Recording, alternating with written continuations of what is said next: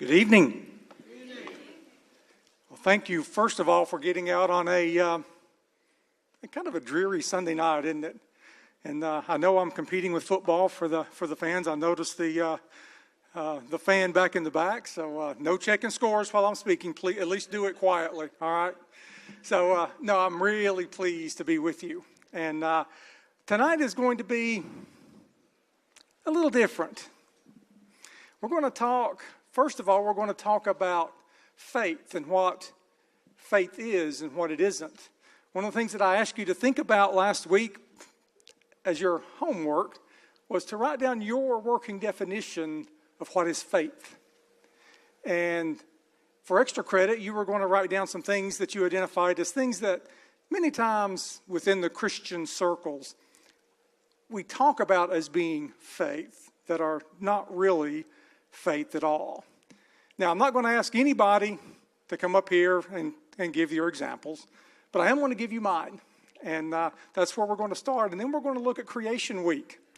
And then we're going to close our Bibles, and we're going to look for God in nature. What science has uncovered about our universe that I believe points overwhelmingly to a creator. Sound good? All right, thank you. So let's jump in here. Let's talk about what is faith. Well, if I were to tell you, let's assume we're having a conversation at a coffee shop and you're outside of faith. You just don't, you're either agnostic to the idea of the Christian faith or maybe you're a complete atheist. And I introduced myself, and in the conversation, I mentioned that I'm a person of faith. What are some of the things that you think that person thinks that I am, thinks that I believe based on that definition? Well, I think one of the things they think is, well, this person is a Christian. They believe in God. And then I think it would get a little more challenging or negative from there. They may think, well, this person believes in God in spite of the facts. This person believes in God in spite of everything that they see around them, everything that they observe, the things that they've experienced in their life. They believe in spite of the facts. Maybe that's what they think about. And then I think it's where it gets dangerous for us in the Christian community, because I think that definition of faith is wrong. And we're going to talk a lot about that tonight. But I think it's dangerous because many times people will think, I could never be a person of faith. I could never park my logical mind. I'm too logical. I'm too analytical. I could never believe in something that I can't see and I can't touch. That's where I think it becomes dangerous.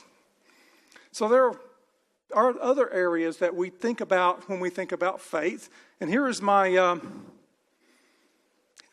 list of things that even within Christian circles, I believe that we define as faith that are not faith at all. And I know you probably have your list as well. And the first one I've called the bad things don't happen to good people faith. Anybody ever heard of that? This is the faith that says if something bad happens to you or your family, then obviously there's something wrong with your relationship with God.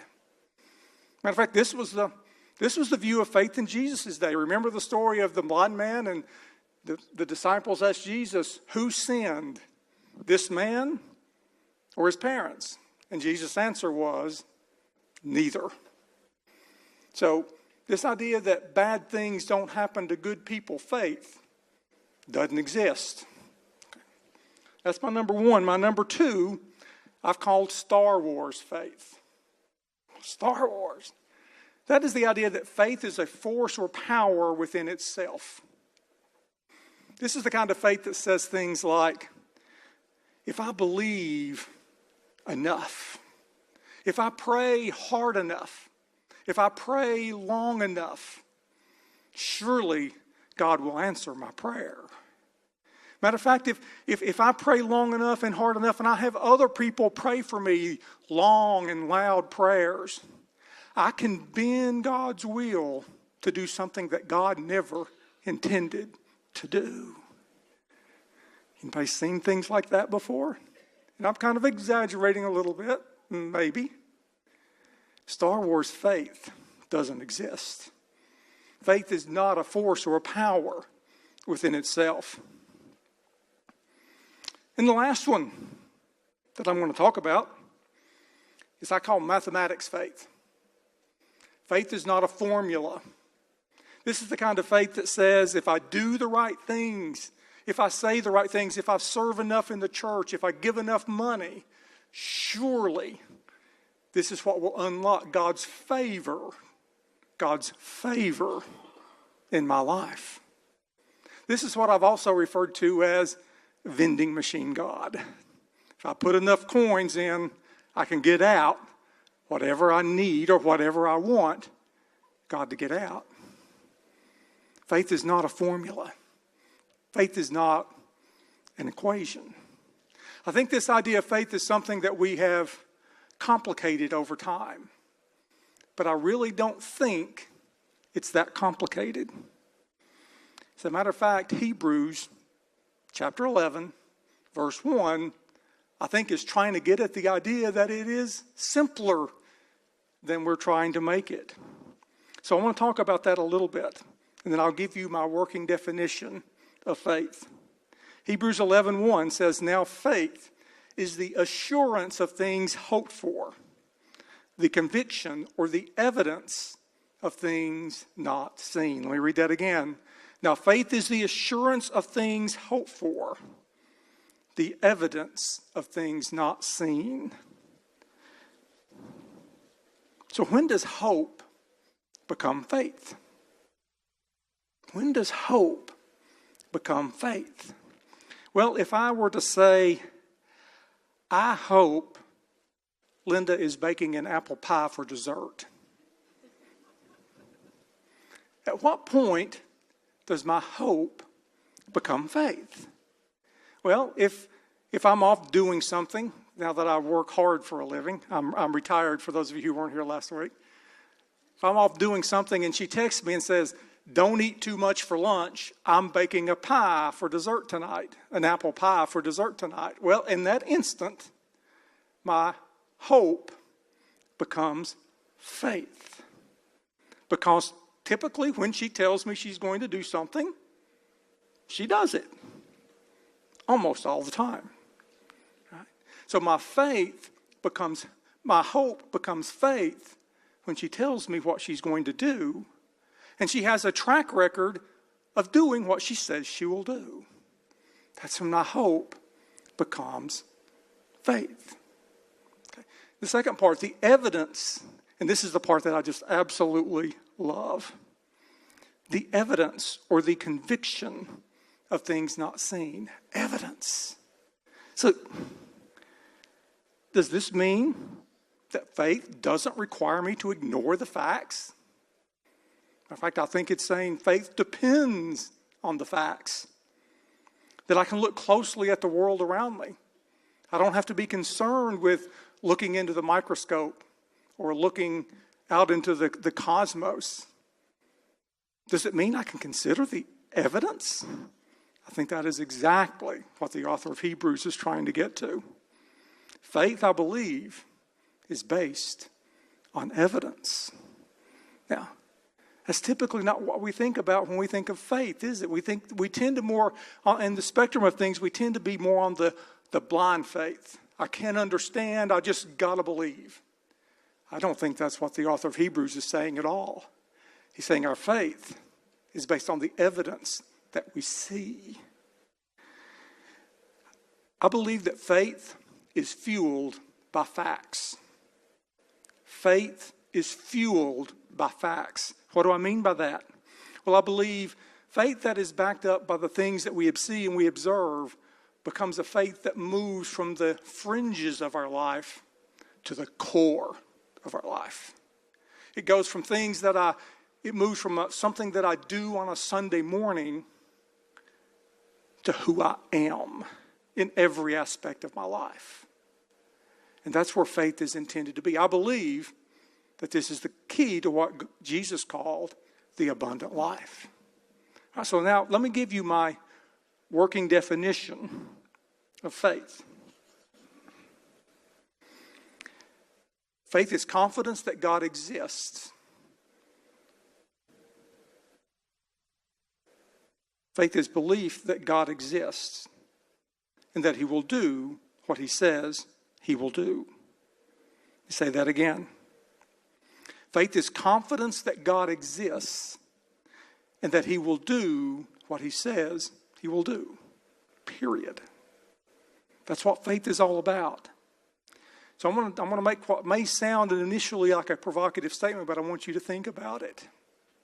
We don't believe that God exists because of faith. We believe God exists because of the evidence. And that's what we're going to talk about tonight. All right? Good, nobody's leaving after that statement, so I consider that a good sign. We don't believe that God keeps His promises because of faith. We believe that God keeps His promises because He has always kept His promises in the past. He's worthy of our trust. So, building our confidence that God exists from the evidence, from the facts, that's what we're going to do tonight. We're going to confirm that faith is not a blind faith. Matter of fact, it is very, very far from that. We're going to look really hard at a small bit of the evidence for a creator. But let me just tell you, we're only going to scratch the surface. There is a lot more here that I don't have the time, and just to be candid, the ability to communicate to you. But hopefully I can whet your appetite and you can do some research on your own. But we're going to talk enough tonight that is taking the belief in a creator from, to use a legal term, from the benefit of a doubt to beyond a shadow of a doubt, at least for me. Okay? So we're going to start by looking at creation. So let's do that. Remember last week, just a 30-second summary from last week, we looked at day one. We saw the creation of time, space, and matter, the basic building blocks of everything else.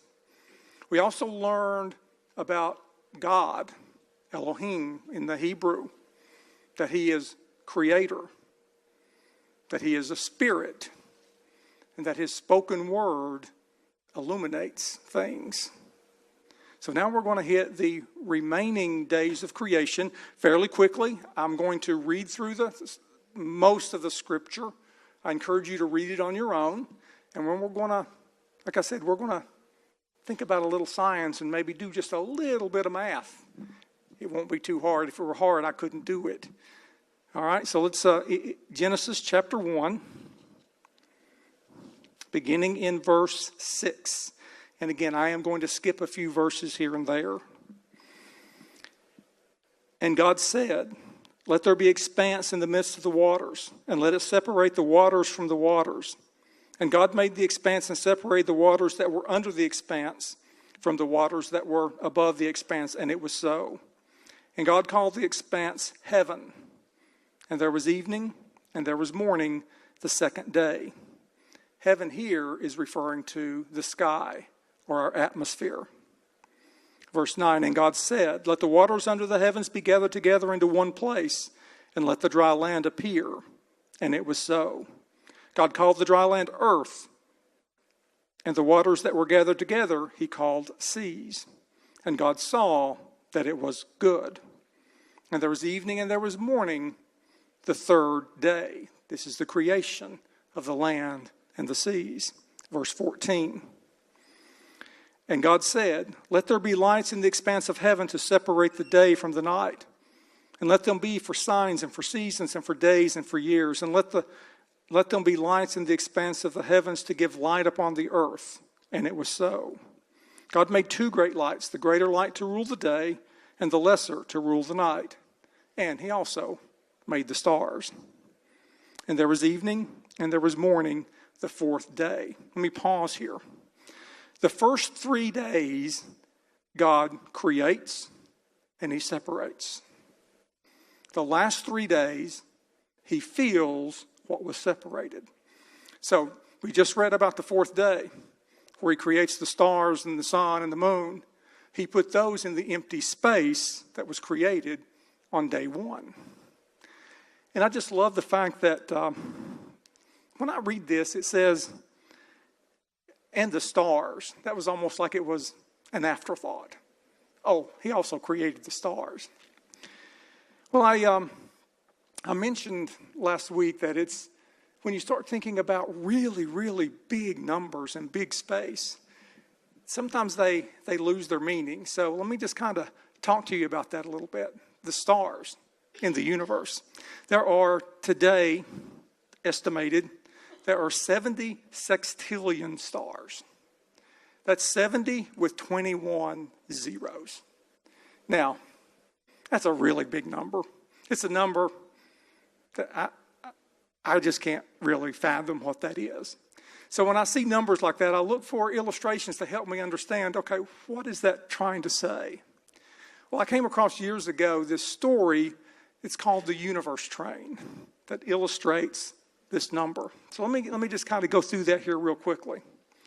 So if we were to take a grain of sand to represent a star in the universe, then if you were to go out on a cold, dark winter night and meticulously look at all the stars in the sky and count them, you would come up with enough sand to fill this thimble. A lot of grain of sands will go in this thimble. Well, if you had a decent backyard telescope and you were to meticulously count the stars, you would come up with enough sand to fill a large construction wheelbarrow. Then to represent the number of stars in the Milky Way galaxy, the galaxy in which our Earth resides, you'd need a large dump truck full of sand.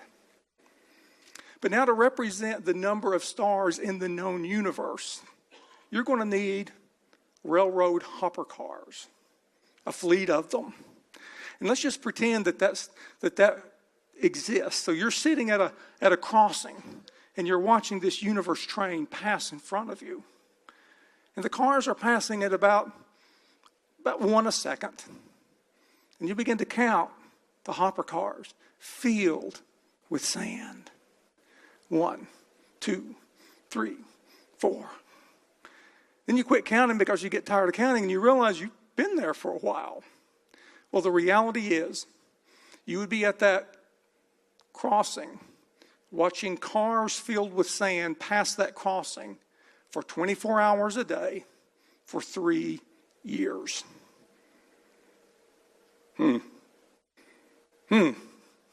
That is the size of our universe. The heavens indeed declare the glory of God. Okay. So, and also, to finish that story up, I actually did a little bit of research on this. I don't know why. But if you even wanted to do that and had the means to do that, it would be impossible. Because there's not that much sand on all the deserts or on all the beaches on planet Earth. 70 sextillion stars.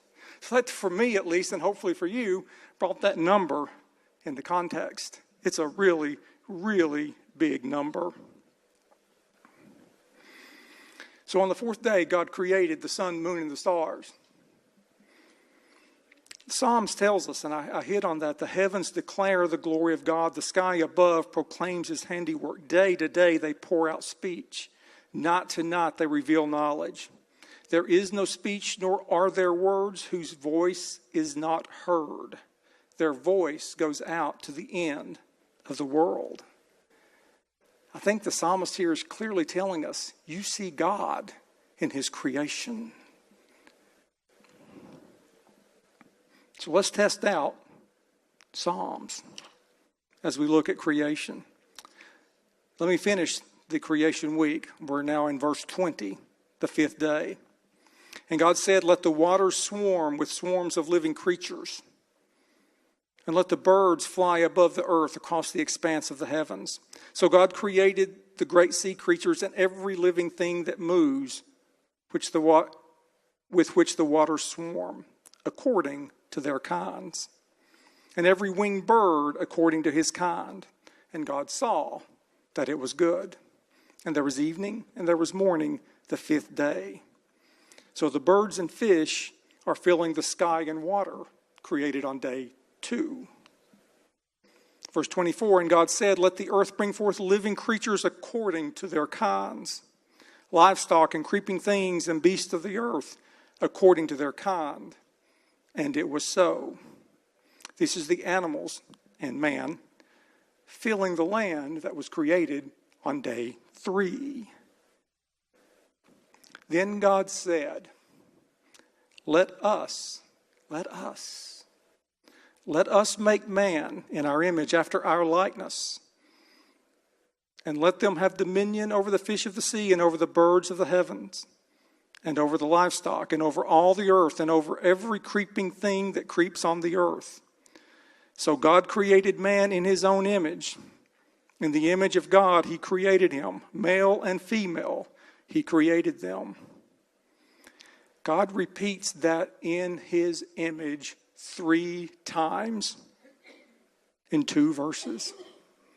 I don't think he wants us to miss that. So what is the us? Who's God talking to? Let us make mankind, in our image. This, I believe, is a discussion within the Godhead, within the Trinity, Father, Son, Spirit. I think God is saying, I'm going to make this the crowning piece of my creation, as much like me as I can. This is what takes the Genesis story into a whole different realm than other creation stories in the ancient world. You see, all the other creation stories, and if you went to college in the 80s like I did, there was a belief that Genesis was borrowed from other creation myths, as our professors would call them. Nobody believes that anymore. There's no credible theologian or otherwise that believes that anymore. The Genesis story is a worldview to itself. So the other creation stories, humans are created basically as an afterthought. They are created to serve the gods, to do the bidding of the gods. Genesis, humans, you are God's crowning creation. You are created in his image. You know, last week when we mentioned when I told the Jake Porter story, my hope is that you would feel something deep in you, and I believe you did. That is part of God's image in you. And there's going to be a few other things that we're going to talk about tonight that are God's image.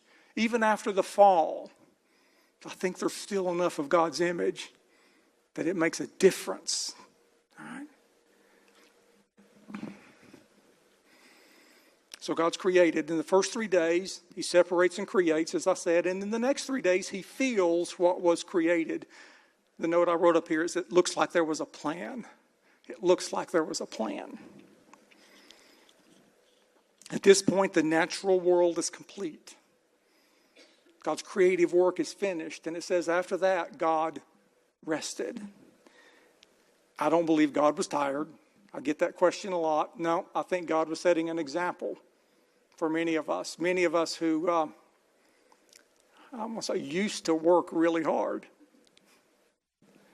And sometimes you have to stop and refresh. And I think that's what God was setting that example for us. God designed and built a universe that was capable of sustaining life, sustaining you. You are at the top of his created list. And we as humans, we're a curious bunch. I mean, how many of you, when you were a kid, took things apart just to figure out how they worked? If you look at our history, especially our history over the past couple of years, we as humans are willing to risk a lot of things to learn about the world around us. One of my favorite things is when I was a kid was struggling to stay awake to watch the Apollo moon launches. Is anybody with me on that? Just struggling to see. We were willing to risk life and limb to explore the natural world. I don't think that's natural. Natural is self-preservation. You don't do anything that's going to risk yourself maybe having the next meal. Part of being God in us is a curiosity to explore, to discover, to see new things, to explore nature. And why do I believe that's part of who we are? Because I believe God knows that in nature you will see Him. Many people come to God through nature. I think the theological term is general revelation. Throughout creation, God reveals Himself. Specific revelation being His Word, the Bible. So God reveals Himself through nature.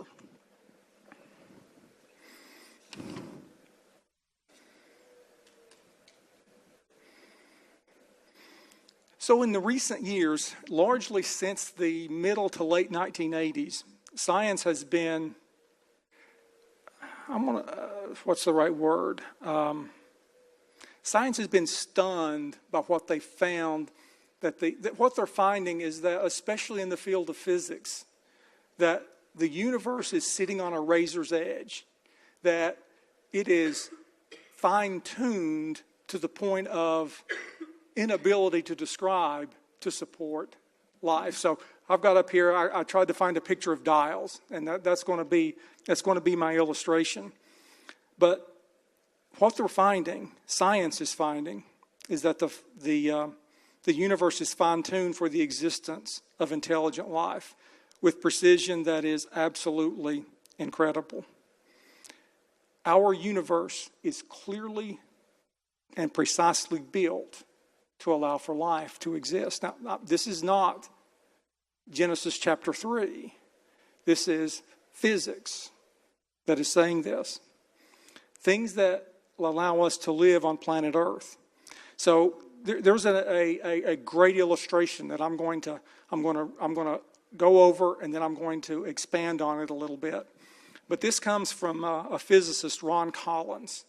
And he talks about this illustration in Lee Strobel's book, The Case for a Creator. And he says this: suppose you landed on Mars, and when you landed, you found a perfectly tuned biosphere, kind of like what they built in Arizona a few years ago. You go in, you find the control room. You notice that the dials are set precisely to support life.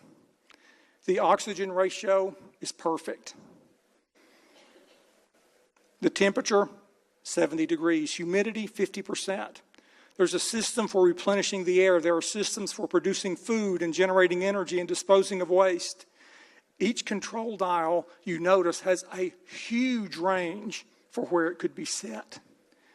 And then you notice that if you adjust one of those dials, even in the most slight way, it would throw the whole system into chaos, out of whack, to where supporting life would be impossible. If you did that, what would you conclude? Would you conclude that those dials were set by random, or somebody set the dials? I think the answer is obvious, isn't it? Well, as it turns out, our universe has some of those parameters. These are the parameters and the laws of physics. So far, physicists have found 30 of these dials that are so precise that if they were changed even in the slightest way, life would be impossible. Now, most of those are well beyond my ability to understand and certainly even explain. But I'm going to talk about two of them that I want to just give you a feel for the precision with which this universe is designed. Okay. The first one is the cosmological constant. This is the energy density of empty space. And science would say that the value don't worry about the value. I want you to focus on the precision. The value of this could have landed anywhere within a very, very broad spectrum. But there's only a very specific value that would allow life to exist and allow the universe to have formed. If it had been a little bit stronger, the universe would have collapsed on itself, they say. A little bit weaker, and things would have just blown out, and there would have been no form ever. This is the constant used in Einstein's theory of general relativity. So the illustration that I'm going to come to is, let's assume that this dartboard represents the full area of where the cosmological constant could have been defined. Okay.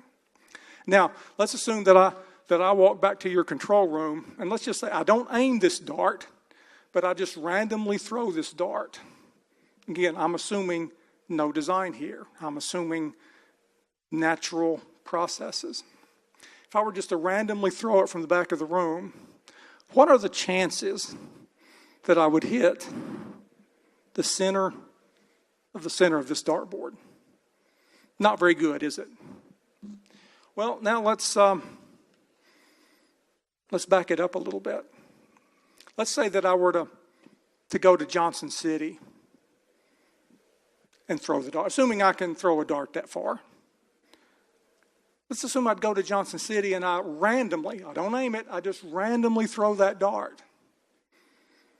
Chances are even less that I'm going to hit that center. I'm going to hit the target for which life could exist. Well, the reality is, the cosmological constant is so precise that it would be the equivalent of me going out into deep space, throwing a dart at random, and it hitting a target on the Earth that is a trillionth of an inch. That's less than the size of a single atom. Chance or designer? We have to decide. That's one. And number two, I've asked for a couple of assistants to come up with me, and it's called gravity.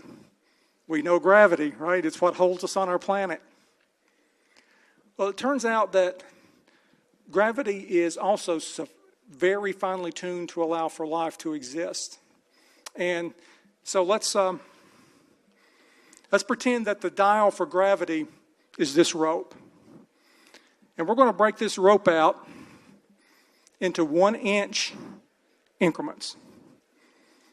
No tug of war. All right. 1 inch increments. So this is 10 feet of rope. So there's 120 inches on this rope. And let's pretend that only one of the 120 inches would allow life to exist. So the odds are not good that if I randomly put that on the end, that if I were to randomly put that on the end, I'm going to get 1 in 1/20th, 1 in 120th chance that I'll hit the right number, right? Yeah. Odds are not good, but you can fathom that I would get that right one time in 120 tries. But again, let's extend this rope. Let's say we took this rope between here. Let's use Johnson City again. There's roughly 1.2 million inches between here and Johnson City. Still 1 inch increments. And there's only 1 inch, one of the 1.2 million inches, that would allow life to exist. So how long does the rope need to be? Here's where we get into the big numbers again. You would need to stretch this rope across the known universe, 14 billion light years in length, still keeping the 1 inch increments. And still, there was only 1 inch in the entire known universe that would allow life to exist. Random chance? Never. Thank you, ladies. Give them a hand. This is Carly and Eden, by the way. Take a bow.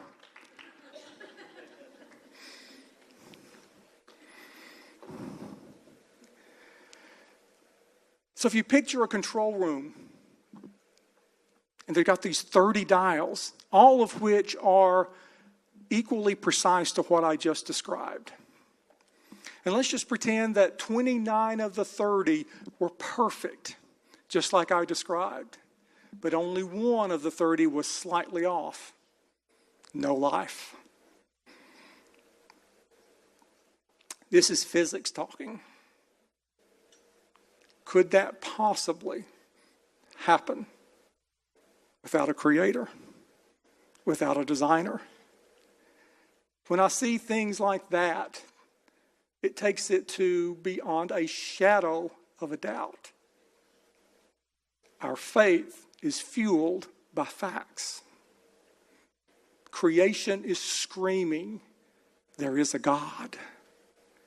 That's why God wants us to look for Him in creation.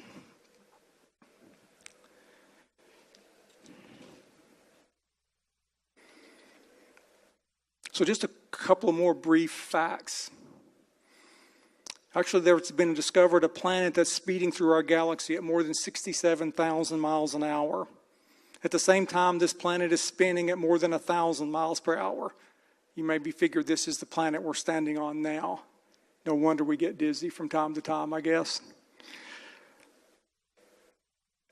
And we're around, this little place we call home is orbiting around one of those 70 sextillion stars, the star that we call the sun. This sun converts 400 million tons of material into energy every second. And over an 11-year sun cycle, the output of energy varies less than 1/10 of 1%, all at a distance of 93 million miles from Earth. Our little planet has got something that's not normal for planets. It's tilted at a 23.5 degree angle. It's that angle that keeps our planet from becoming tidally locked, they call it. And that's the idea that one side would continually face the sun and the other side would never see the sun. So it begs the question, where does the tilt come from? Well, it turns out that 40% of the tilt comes from the gravitational pull of the sun. That is exactly what it needs to be at 93 million miles. And the other 60% comes from this rock that we call the moon. So where does the moon come from? Well, some say that the moon came from an asteroid that just so happened by mere chance to get caught in Earth's gravitational pull. Others say that it was a collision with Mars or something that broke off a piece of Mars and it got caught in the gravitational orbit of the Earth, just by random chance. But the reality is, no moon, no life on planet Earth. Just so happens that the amount of oxygen in our atmosphere is 21%, precisely what is needed to support life. If it gets below 19.5%, bad things, really bad things start to happen. And something that a couple of years ago, how many of you were able to see the total eclipse? Was it 2016? The total eclipse of I'm not talking about the 99% variety. I'm talking about the full-on eclipse, all right? Linda and I went to the Smokies, and we got there really, really early, and we had our glasses, and we had everything, and we're sitting there patiently waiting for this total eclipse. And you see you see the sun, you're looking at it through the glasses, and that's great. But in that moment, when you see this, one of the most magnificent things I have ever seen, it was, there was a spiritual nature to it. And I don't mean in a New Age sort of way. It was, oh my. Would you know that being on a place that can actually have a total solar eclipse is a pretty rare thing? You see, it turns out that the sun is 400 times larger than the moon.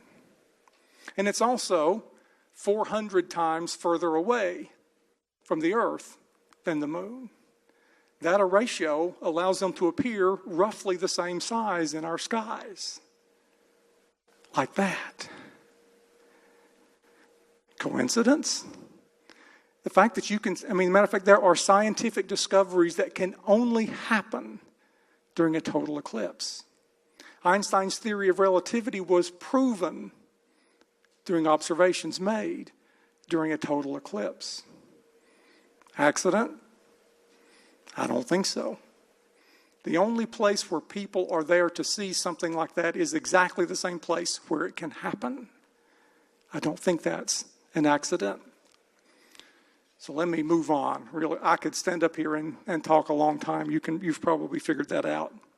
So the fact is, the earth and the universe are fine-tuned for God's crowning creation, that being you. This is the fact. Evidence for an unseen creator? I think so. I think so. Evidence for what we do not see, as Hebrews says. So it's fine-tuned to support life. So now let's look at life. Last week I mentioned that I'm not a science basher. I believe that true science points to God. It's a study of His creation. But there's one area of science that I diverge in. And it's the area that is called Darwinian evolution. Okay. Now, so here's a 30-second summary of Darwinian evolution. Back in the early Earth, there was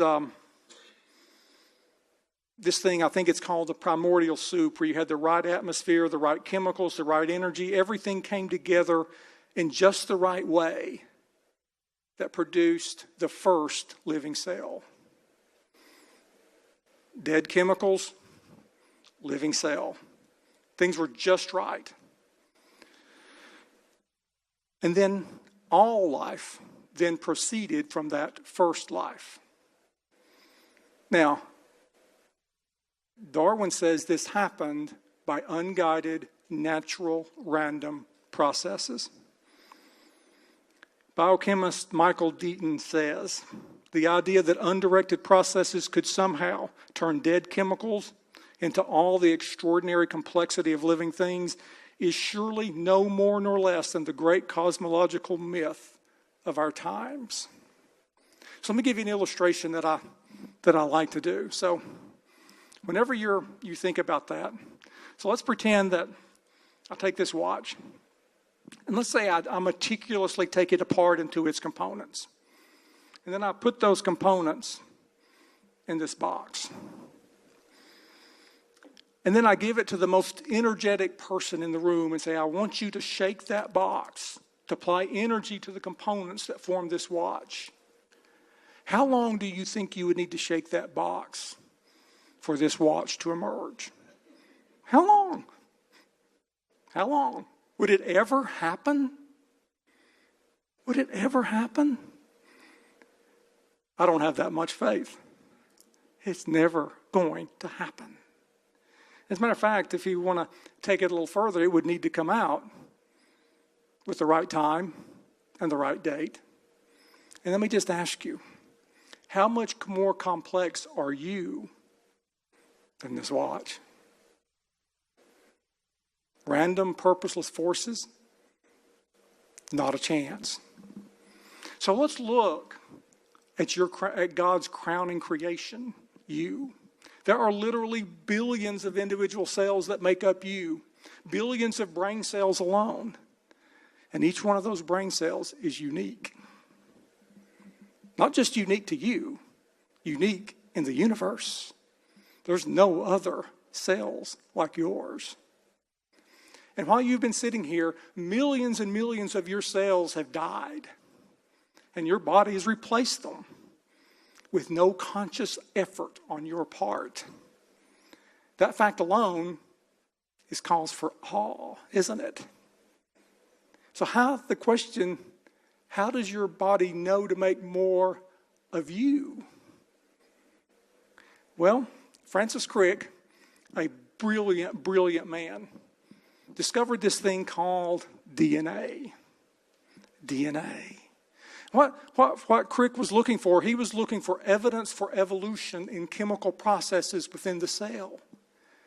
But that's not what he found. What he found was the cells certainly contain chemicals and things, but what he found under the microscope startled him. What he found is that within the cell is information that describes the cell, its purpose, its function, the blueprint. Every cell in your body has roughly 6 feet of this DNA. That is the blueprint for you. The blueprint for you. That's how your body knows how to make more of you and not more of me, or not more of Mark or Chad. DNA.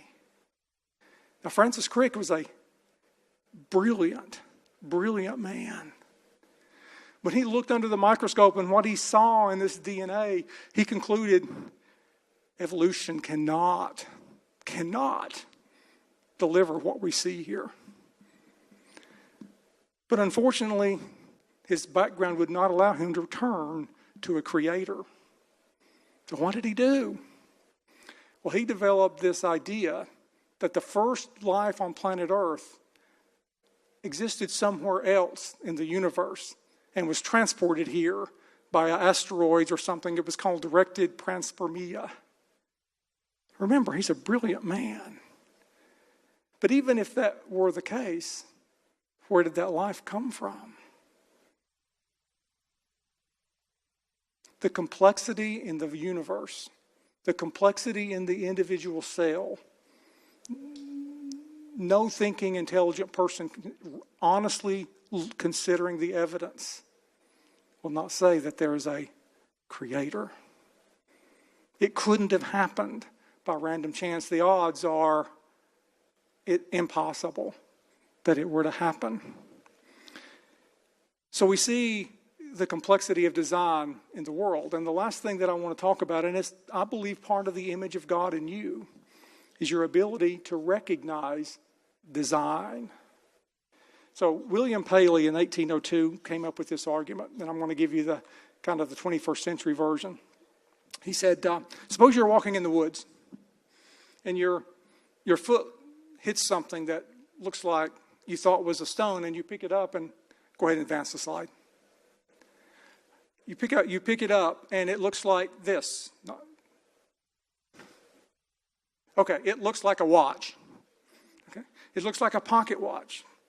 And his point was, nobody would do that and say, oh, look what the wind and the rain and the freezing and the thawing have created. This looks like a pocket watch. Nobody would do that. Or let's say you're driving in the mountains of South Dakota, and all of a sudden you're enjoying the natural scenery, and all of a sudden you come up on these rocks, and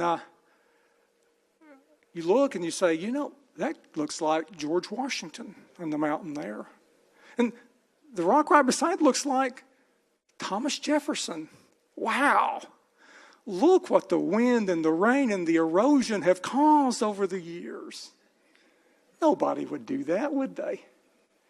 You have the ability, as part of God in you, to recognize things that are designed. Okay.